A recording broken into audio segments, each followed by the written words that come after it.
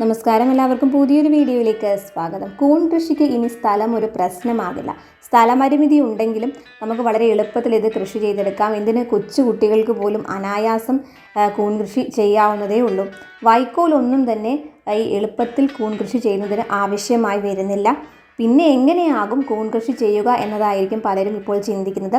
കൃഷി ചെയ്യാനായിട്ട് നമുക്ക് കൂൺ വിത്ത് ഒരു പാക്കറ്റ് വാങ്ങേണ്ടതുണ്ട്. പിന്നെ നമുക്ക് വേണ്ടത് ഒരു പാക്കറ്റ് ചകിരിച്ചോറാണ്. ഒന്ന് അര കിലോയുടേത് അല്ലെങ്കിൽ 1 കിലോയുടേത് നിങ്ങൾക്ക് ആവശ്യാനുസരണം ഒരെണ്ണം വാങ്ങുക.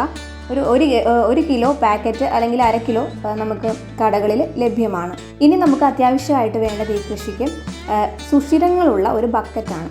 സുഷിരങ്ങൾ നമ്മൾ ഇട്ട് കൊടുക്കുന്നതിൽ നല്ലത് സുഷിരങ്ങളുള്ള ഒരു നെറ്റ് ടൈപ്പ് ബക്കറ്റ്, നമ്മൾ ഈ വേസ്റ്റ് ബിന്നൊക്കെ ആയിട്ട് യൂസ് ചെയ്യുന്ന ടൈപ്പ് ബക്കറ്റ് ഉണ്ടാവില്ലേ, അപ്പം അതാണ് നമുക്ക് ഇവിടെ വേണ്ടത്.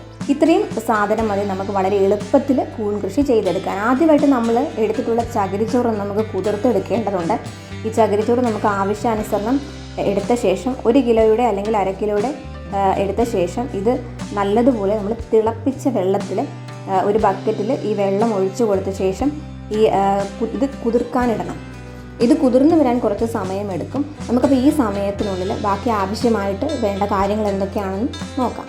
കൂൺ വിത്തൊന്ന് പൊട്ടിച്ച്, അതായത് ഇത് ഒട്ടിയിരിക്കുകയായിരിക്കും. അപ്പോൾ നമ്മൾ ഈ കൂൺ വിത്തിൻ്റെ പാക്കറ്റ് പൊട്ടിച്ചത് നമ്മൾ വൃത്തിയായിട്ട് നമുക്കൊരു പാത്രത്തിലോട്ട് ഇതൊന്ന് നിവർത്തി, അതായത് ഒട്ടിയിരിക്കുന്നതൊക്കെ ഒന്ന് സെപ്പറേറ്റ് ആക്കി കൊടുക്കാം. നമ്മൾ ഈ കൂൺ വിത്ത് പൊട്ടിക്കുന്നതിന് മുമ്പ് നമ്മൾ പ്രത്യേകം ശ്രദ്ധിക്കണം, നമ്മുടെ കൈ വൃത്തിയായിട്ട് കഴുകണം. അതുപോലെ ഇതെടുക്കുന്ന പ്ലേറ്റ് അല്ലെങ്കിൽ പാത്രം എന്തായാലും തന്നെ അതും വൃത്തിയായിട്ട് കഴുകിയതായിരിക്കണം. പാക്കറ്റ് പൊട്ടിച്ച് കൂൺ വിത്ത് പാത്രത്തിലേക്കിട്ട് നന്നായിട്ട് ഇത് സെപ്പറേറ്റ് ചെയ്ത് കൊടുക്കണം. കൂൺ വിത്തുകൾ ഒട്ടിയിരിക്കുന്നത് കൊണ്ടാണ് നമ്മളിങ്ങനെ ചെയ്യുന്നത്. ഇനി നമ്മൾക്ക് കുതിർക്കാനായിട്ട് വെച്ചിട്ടുള്ള ചകിരിച്ചോറ് നല്ല രീതിയിൽ വെള്ളം പിഴിഞ്ഞ് ഇതൊരു തുണിയിലേക്ക് മാറ്റാം. അതൊരു 10-20 മിനിറ്റ് ഇത് ആ തുണിയിൽ തന്നെ നിരത്തി വയ്ക്കുക. ഇനി നേരത്തെ എടുക്കാൻ പറഞ്ഞ പ്ലാസ്റ്റിക് കവറുണ്ടല്ലോ, അതിൻ്റെ താഴ്ഭാഗം നമ്മൾ റബ്ബർ ബാൻഡ് ഇട്ട് കെട്ടുക. ശേഷം കെട്ട് അകത്തേക്ക് വരത്തക്ക രീതിയിൽ ഇത് മറിച്ചിടണം. ഇനി കുതിർത്ത് വെച്ചേക്കുന്ന ചകിരിച്ചോറ് ഇതിലേക്ക് ഇട്ട് കൊടുക്കണം. ഒരു 3 പിടി ചകിരിച്ചോറ് ഇട്ട് കൊടുക്കാം.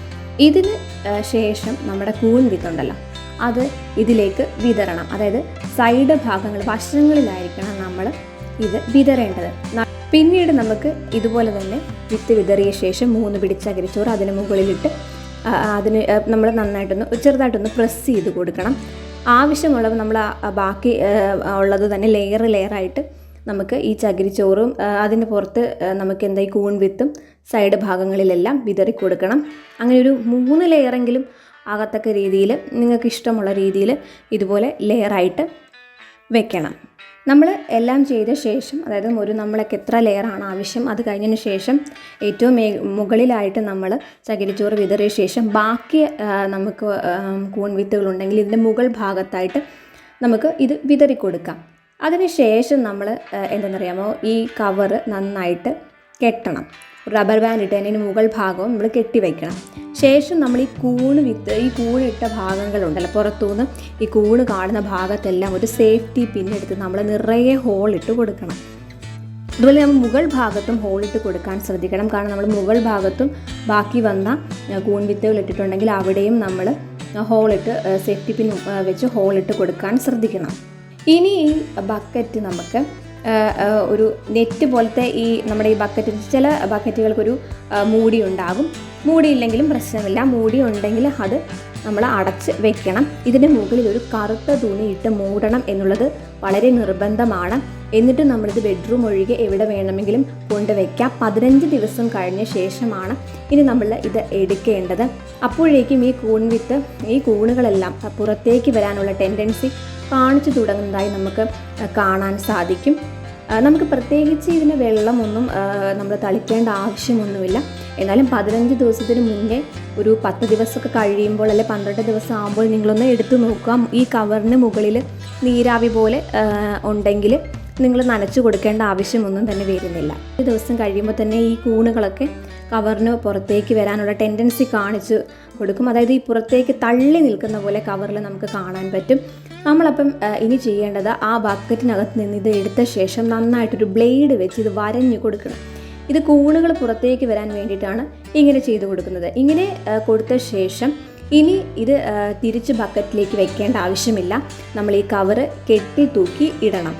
ഒരു 22 ദിവസം ആകുമ്പോഴേക്കും ഈ കൂണുകളെല്ലാം പുറത്തു വന്ന് വിളവെടുപ്പിന് പാകമായി തന്നെ ഉണ്ടാകും. നമ്മൾ അതുവരെ വളരെ ശ്രദ്ധയോടെ നമ്മൾ ഈ പറഞ്ഞ കാര്യങ്ങളെല്ലാം ചെയ്യണം. എങ്കിൽ മാത്രമേ നമുക്ക് നമ്മൾ വിചാരിക്കുന്ന ആ ഒരു റിസൾട്ട് നമുക്ക് കിട്ടത്തുള്ളൂ. നിരവധി വീട്ടമ്മമാരാണ് ഇത്തരത്തിൽ എളുപ്പത്തിൽ, അതും ഒരു ബക്കറ്റ് മാത്രം ഉപയോഗിച്ച്, അതും ചകിരിച്ചോറും ബക്കറ്റും മാത്രം വെറും അത് ആ 2 കാര്യങ്ങൾ ഉപയോഗിച്ച് ഇത്തരത്തിൽ കൂൺ കൃഷി ചെയ്ത് വിജയകരമായിട്ടുള്ളത്. താല്പര്യമുള്ളവർക്ക് ഈ രീതിയിൽ കൃഷി ചെയ്യാം. വലിയ മുതൽ മുടക്കൊന്നും തന്നെ ഇതിന് വേണ്ടി വരുന്നില്ല. വീട്ടമ്മമാർക്ക് വളരെ എളുപ്പത്തിൽ വരുമാനം കണ്ടെത്താൻ പറ്റുന്ന ഒരു കൃഷി കൂടിയാണിത്. ഇത്തരം കണ്ടന്റുകൾ നിങ്ങൾക്ക് ലഭിക്കാൻ ഈ ചാനൽ സബ്സ്ക്രൈബ് ചെയ്യുക. എല്ലാ വീഡിയോയും നിങ്ങൾക്ക് ലഭിക്കാൻ ബെൽ ഐക്കൺ കൂടി ക്ലിക്ക് ചെയ്യുക.